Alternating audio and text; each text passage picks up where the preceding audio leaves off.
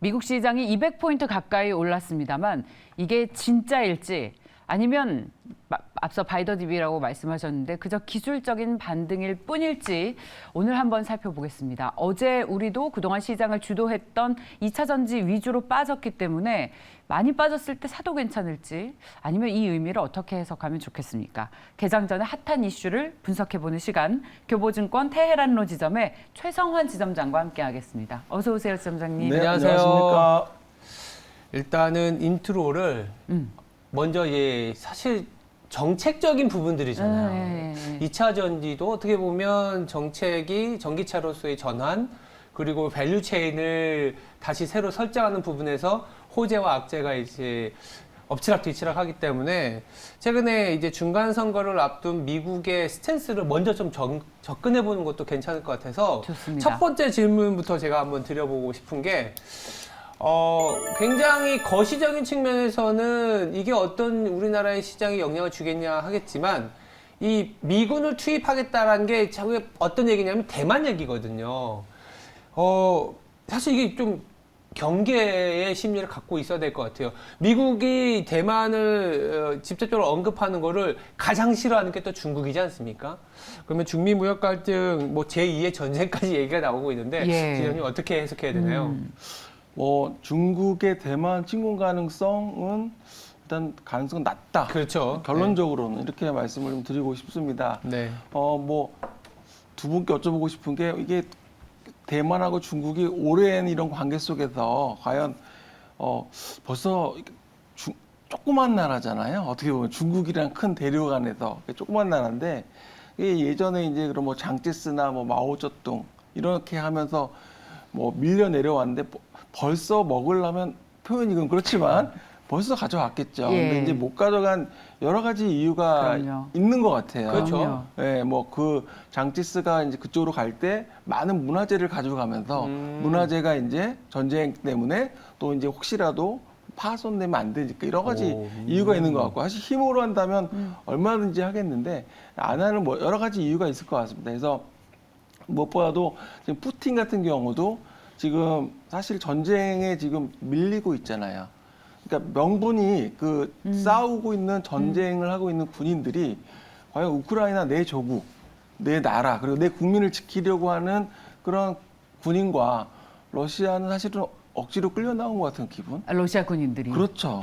명분이 특별히 없기 때문에 사기도 저하되고 있고 최근에 들어서는 러시아 군인이 부족해가지고 교도소에 있는 수감자들한테 회유를 하고 있다라는 그런 뉴스도 나오거든요. 그래서 근데 안 간다고 하더라고요. 네. 네가 가라 이러죠. 아니, 누가 전쟁터에 나가고 네, 싶겠습니까? 그렇죠. 네. 차라리 감옥이 낫지. 맞습니다. 그래서 목숨 지금 보존하잖아요. 사기도 떨어지고 명분도 떨어지고 사실 이게 만약에 러시아가 지게 되면 푸틴 입장에서는 굉장히 치명타가 될 거예요. 그렇죠. 예, 그래서 이런 부분들을 보고 있는 이 중국의 지금 시진핑 같은 경우 근데 뭐 중국의 그 손자병법이라는 유명한 책이 있잖아요. 예. 손자병법은 결론 이길 전쟁만 해라라는 거거든요. 그렇다고 보면 만약에 시진핑이 잘못해서 이게 전쟁이 잘못되면 시진핑한테도 큰 문제가 발생할 수 있는 상황이라서 오히려 중국 입장에서는 이렇게 계속적으로 물론 미국에서 낸시 펠로시 미국 연방하원 의장이 대만을 방문하면서 이게 좀 불거진 건데 사실은 G2 그러니까 미국과 중국 입장에서는 강대강을 계속 긴장을 유지하면서 본인들이 어떤 견제하면서 실익을 추구하는 아마 그게 아마 조금 더 클 것 같습니다. 공급망 이슈 계속적인 그런 주요 원자재 가격의 상승을 통해서 두 나라가 얻을 수 있는 이득을 뭐 러시아든 중국이든 아니면 미국이든 좀 찾고 있는 것 같습니다. 그렇죠. 그런 얘기도 있더라고요.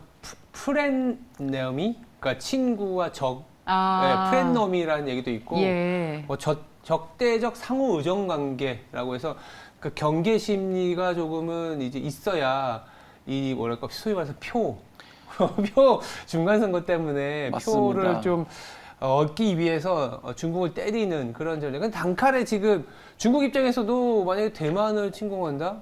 그럼 미군이 또 있기 때문에 쉽지 않은 상황이고 심각해지는 경제가 거죠. 또 하드랜딩 리스크가 또 빠질 수밖에 없는 상황이라서 쉽지는 않을 것 같다라는 얘기는 저도 하고는 있습니다. 네, 근데 이제 사실은 그렇지 않아도 중국과 미국의 갈등에 우리가 굉장히 많은 피해를 좀 그렇죠. 받고 피곤하고. 몸을 사리고 네. 있는데 이런 뉴스들이 나오면 이건 노이즈고 투자 심리를 위축시키는 우리가 진짜 안 좋아하는 소식이에요. 사실 대만은 제가 봤을 땐 낸시 팔루시의 하원 의장의 이 자기 정치로 시작이 된 이슈가 국제적으로 좀 비화되지 않았나.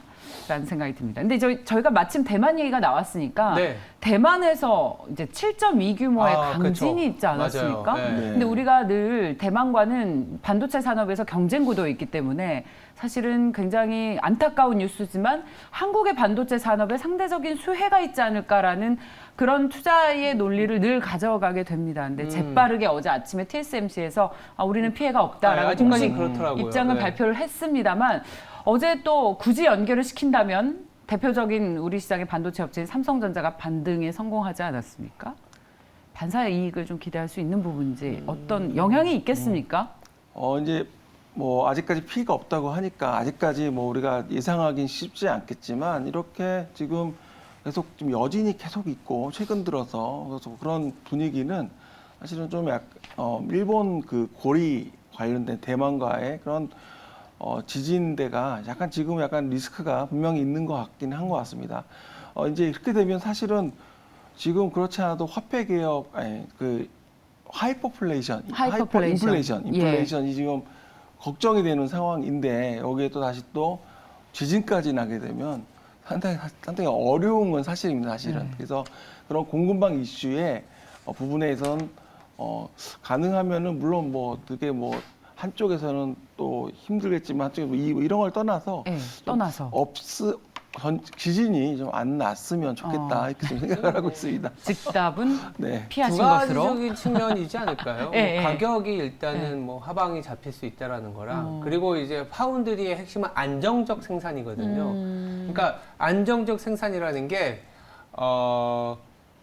고객을 위해서 정말 이제 성실하게 만들어주겠다는 안정적 생산도 있지만 진짜 좀 물리적인 그러니까 전쟁이라든지 이런 부분들도 그러니까 프렌드 쇼어링이라는 게 사실은 지금 안정적 생산이잖아요. 러시아가 우크라이나를 침공하면서 가장 피해를 보는 게 맞아요. 에너지의 불안 맞아요. 이런 부분이지 갑자기 가스를 끊으니까 맞아요. 막 이렇게 사단이 난 것처럼 예. 파운드리 업체한테 바라는 것도 안정적 생산이기 때문에 어쩌면 근데 이제 단기적인 건 아닐 수 있죠. 예. 중장기적으로 삼성전자나 우리나라의 기업들의 파운드리 업체가 한국은 지진에서 그래도 지진 프리 지역이다. 예. 아니면 우리는 어떤 우군이잖아라는 거에 어필의 정도는 되지 않을까. 무슨 말인지 예, 너무 네, 알겠어요. 네, 네. 그러니까 자연재해로 인한 변수가 대만의 반도체 업체들에게는 있구나.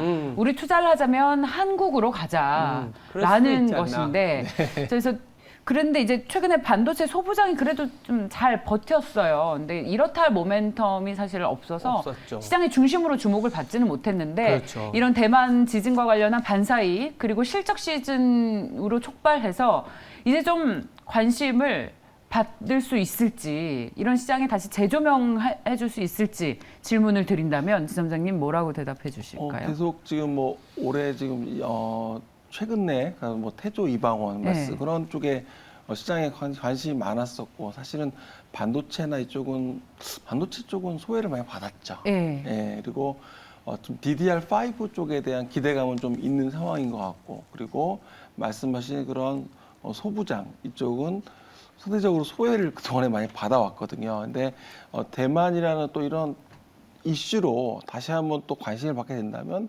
그동안에 많이 조정을 받았고 또 관심이 없었기 때문에 오히려 이제 뭐 주가 측면에서는 또 접근하기 편한 측면에서는 오히려 좀 유리할 수가 있겠다. 많이 가격적에서는 그러니까 가성비가 좋은 뭐 상황이 될 수도 있겠다 이렇게 말씀을 드리겠습니다. 그렇군요. 예. 싸고 좋은. 싸고 좋은. 네, 맞습니다. 저희 DDR5 관련주도 어떤 이벤트 드리븐으로 이야기를 하기도 했었는데 한번 함께 반도체 소부장 지켜보시죠. 네. 자, 그리고 다음 이슈는 미국 시장에서 보니까 최근에 리오프닝 주식들이 좋아요.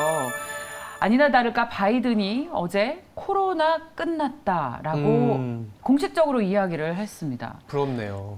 맞아요. 근데 이제 사실은 여러 각양각색의 반응이 나왔는데 바이든이 끝났다 하면 끝나는 거냐고. 아, 그러니까요. 그런 것도 있고 그럴 수도 그래도 그럴 수도 한 있고. 나라의 대통령이 끝났다고 하면 상징성이 있으니까. 맞습니다. 네. 게다가 또 미국 아니겠습니까? 그렇죠. 우리 정부도 실내에서 마스크를 벗는 방안을 논의 중이라고 하는데 그 우리 신앵커님께서도 리오프닝 주식을 계속해서 지난주부터 강조를 해오셨고 네. 예, 실제로도 흐름이 좋습니다. 사실 악재라고 해석되지만 미국의 물가에서 보면 올라오는 부분들이 숙박비 이게 사실 리오프닝과 관련된 부분이거든요. 더불어서 소매 판매에서 가장 좋았던 게 자동차라든지 이런 부분이기 때문에 주가는 사실 정직하더라고요. 나스닥이 그렇게 급락하는데도 외식업체라든지 항공주라든지 리오프닝과 관련된 카지노는 또 미국 내에서 아주 다른 모습을 보이고 있기 때문에 네. 좀 기대는 되고는 있습니다. 예. 이 리오프닝 관련 주식 중에서 저 같은 경우에는 실적주 중심으로 좀 봤으면 좋겠다. 실적 시즌이니까 이런 아이디어를 갖고 있는데 지점장님 어떻습니까? 네, 뭐 말씀하셨지만 여행이나 뭐 숙박, 항공 이런 쪽에 대한 관심도가 높아지고 있고, 근데 문제는 이제 달러가 달러. 너무 비싸, 그러니까 원화 가치가 하락하고 좀 1,400원대 있다 보니까 약간 그게 약간 양면의 칼인 것 같습니다. 그래서 뭐 항공주 같은 경우도 좋지만 뭐 유가가 또 올라가고 거기에 있던 비용이라든지 그리고 부채, 외화 부채에 대한 부분들이 약간 발목을 잡는 것 같고요. 우리 또 여행을 가려고 하니까 지금 해외에서 그 유학하고 공부하는 자녀분들 두신 부모님들이 지금 뭐 네, 어제 뭐 저녁에도 잠깐 얘기했는데 저녁에 좀 다시 들어와야 되는 게 아닌가 이런 말씀도 하시더라고요. 실제로 그런 네, 환율이 거군요. 너무 올라가다 보니까 그래서 저희 그런 IMF 부분들 때 데자뷰네요. 약간 그런 부분들이 좀 있고 그리고 사실 1,000원일 때랑 1,400원일 때랑은 너무 차이 나잖아요. 그렇죠. 달러가.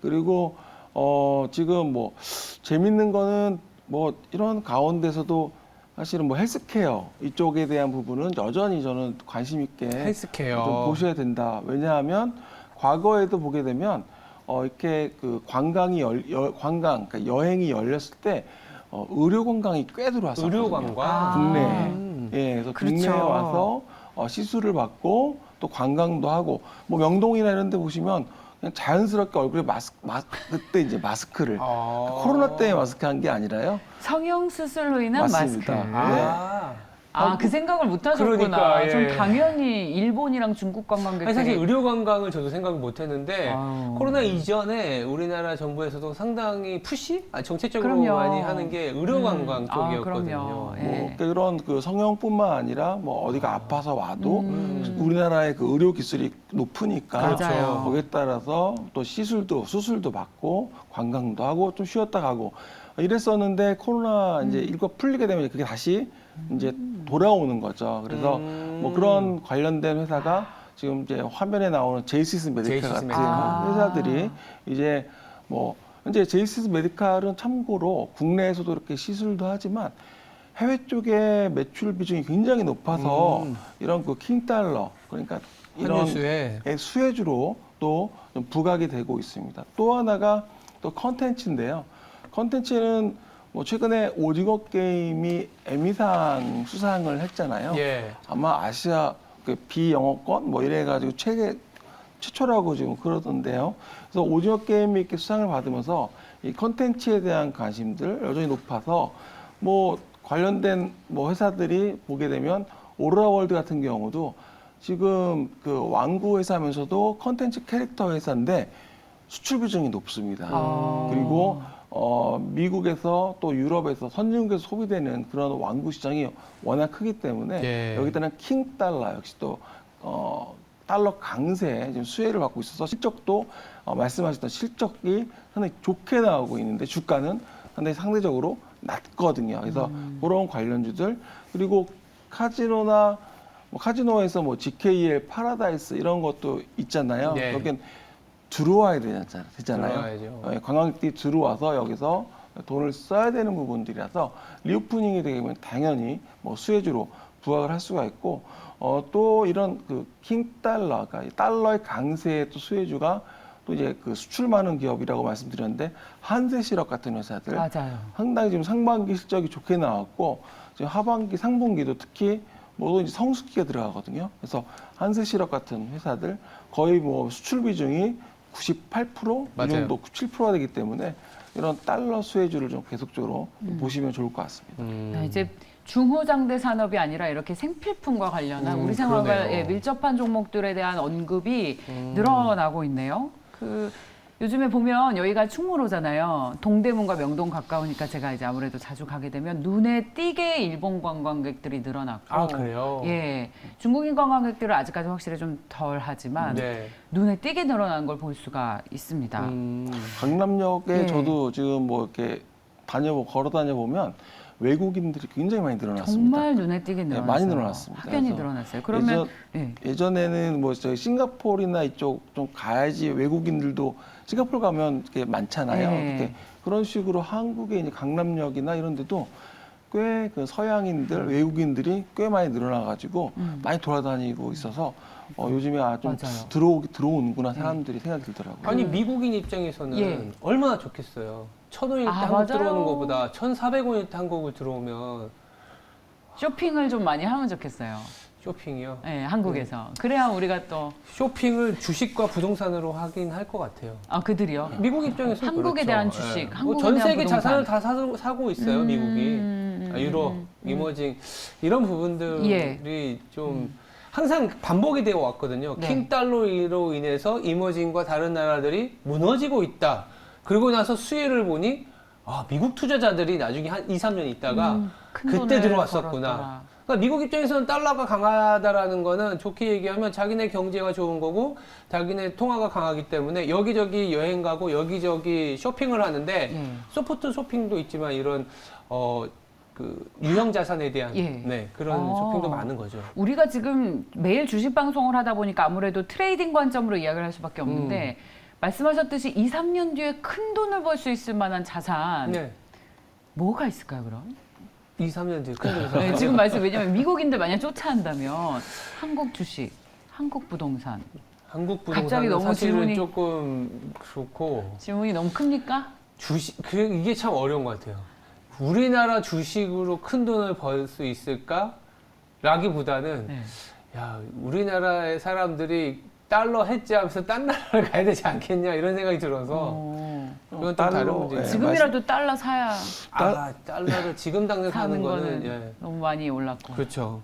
달러가 참 기축통화라는 그런 혜택을 많이 보는 것 그러니까 같습니다. 그 얘기인 거죠. 이 기축통화라는 거를 갖고 있는 국가에서의 선택이고 우리나라는 기축통화를 갖고 있지 않기 때문에 달러를 해지할 수 있는 자산으로의 뭐가 있습니까? 미국 주식일 수도 있고 유럽 주식일 수도 있고 이런 부분들인 거예요. 맞습니다. 네. 미국 주식 저는 뭐 좋게 보고 있습니다. 왜냐하면 워낙 많이 올랐다가 네.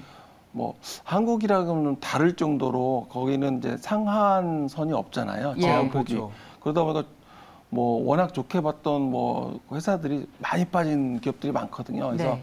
미국 관련된 기업들, 주식들 싸게 살 기회도 좀 오는 것 같아서 뭐 선택지가 꼭 국내 주식뿐만 아니라 미국 네. 주식도 같이 보셔도 좋을 것 같습니다. 전 세계가 디스카운트니까 월급 좀 달러로 받을 수 있으니까 아, 좋은 아이디어죠. 사장님 고려해 주십시오. 자, 알겠습니다. 저희 리오프닝 주식 얘기를 해봤고요. 그래서 이제 한국을 쇼핑하는 미국인들이라는 네. 컨셉으로 봤다면 또 한국의 쇼핑데이가 있습니다. 아, 바로 K방산 쇼핑데이. 아시아에서 제일 큰 규모의 이 방산 관련 엑스포가 열려요. 21일, 그러니까 내일부터 네. 일산 킨텍스에서 DX 코리아가 주최가 되는데 육군 협회가 이 행사를 엽니다.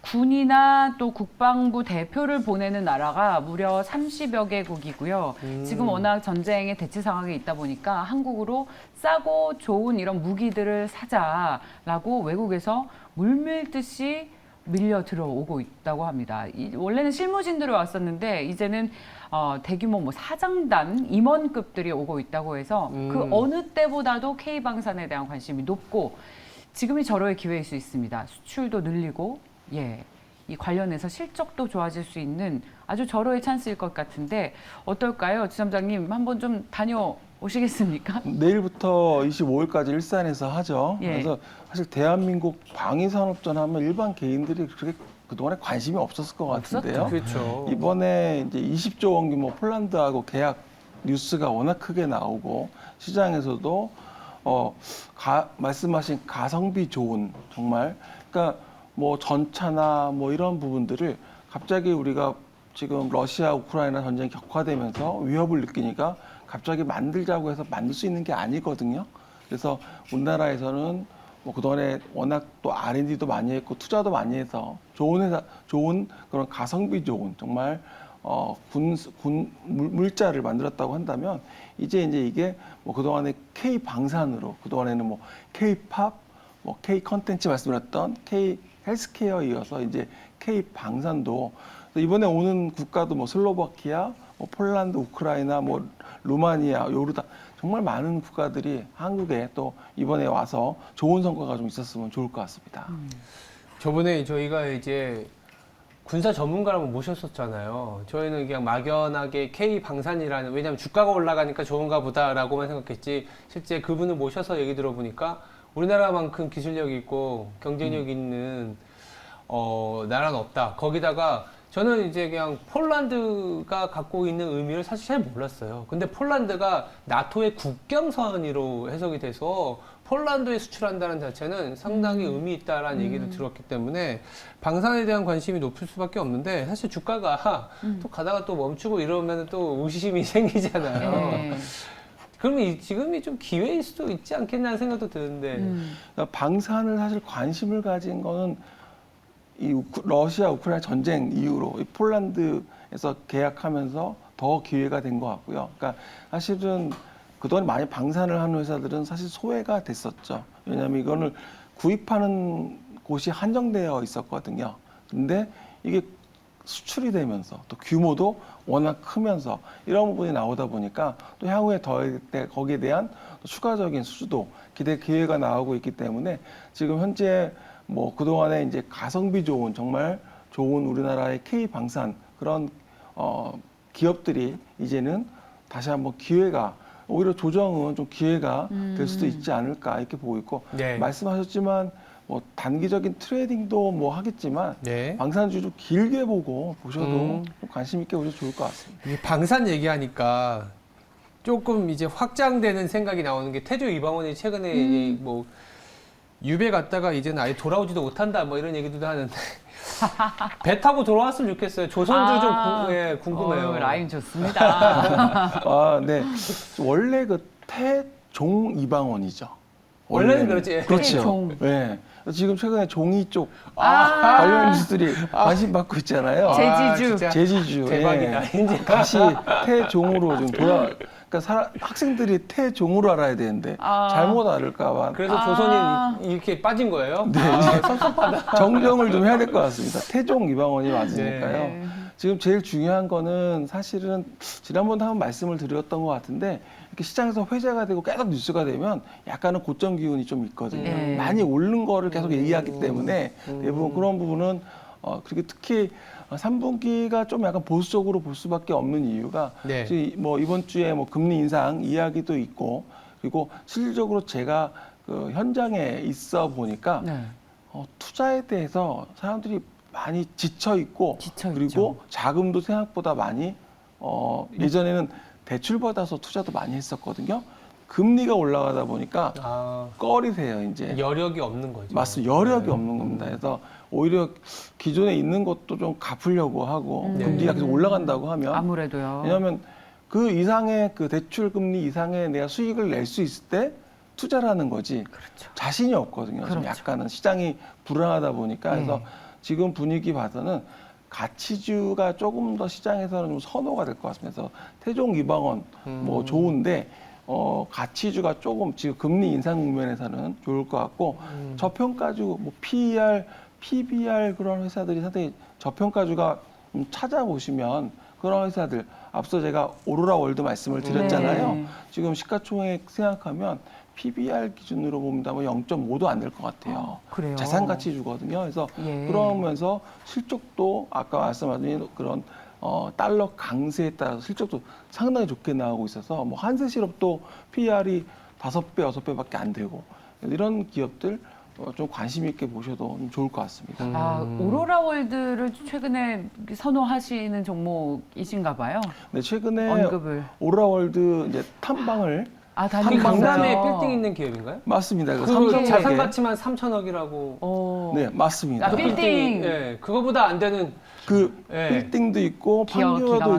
있고 그리고 뭐 해외 쪽에 모든 법인의 그런 자산들 다 감안한다면 맞아요. 말씀하신 3천억 정도 충분히 나올 것으로 좀 아니, 보여지는데 시총이 지금 1,000억 원이 안 되는데 안 돼요. 예. 건물 지금 시총이 847억 원인데 네. 건물이 3,000억짜리 건물이 있고 전체가 전체 전체에 부동산이 따지면, 예, 이 오로라가 인형 만드는 회사잖아요. 맞습니다. 예전에 제가 거의 15년 전쯤에 오로라 관련한 내레이션을 한 적이 있었거든요. 아, 그래요? 네, 소시적에. 근데 그때 한국 인형 누가 관심이 있었어요. 아. 그래서 노관심. 아웃 오브 안중이었는데 이제는 요즘 뭐. K 컨텐츠가 제일 힙한 게 됐잖아요. 상품이. 오로라에서 만든 인형 혹시 대표적으로 뭔 기억하세요? 대표 상품? 그 아마 뭐 우리나라에서 많이 가시는 그 여행지 중에 뭐 괌, 사이판, 뭐 아니면 이런 가서 이렇게 인형을 보게 되면 오로라라고 인형들이 많이 그렇군요. 택이 다 달려 있어요. 사람들이 그게 한국 건지 모르는 거죠. 그렇죠. 그러니까 그런 부분들이 상당히 이제 해외 쪽에서는 우리가 뭐 면세점이나 해외 관광지에서는 정말 많이 볼 수 있는 그런 회사입니다. 그래서 오로라 이렇게 한번 보시면 이게 한국 거구나, 한국 상품이구나 이렇게 보시면 좋을 것 같아요. 이거 뭐 엔터사하고의 결합도 되고 하면 굿즈 생산하고 하면 더 좋겠네요.